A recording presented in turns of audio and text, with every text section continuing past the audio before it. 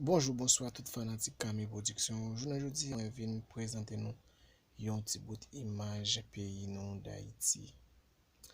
Mwen ap pale nou jounen jodi koman Port-au-Prince figi Port-au-Prince ye. Par exemple, ap montre nou gen bel ti kote e gen kote tou ki vreman pa normal. Men, si pou djou politisyen nou yo pat ap fè manifestasyon matin, apre, midi, soir. Nou tap gwen Haïti, nèg yo sorti pi yo krasé pays ya, yo bloqué pays ya pa ka avancer. Nou genyen bel la nature, on comprend, bel soleil, bel la lune. Nou vraiment gen un bon climat. Mais politisyen nou yo, c'est ça yo e. On comprend? Yo pap arrange yo, on comprend? Ça fait mal. En pile. Côté ça fait mal, te gen doit arranger pour ça. Pour yo te capable faire en Haïti pour demain. Pour nous gagner.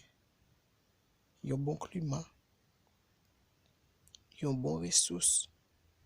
Vous comprenez? Mais nèg yo krasé pays ya. Wow. Ça a vraiment fait mal.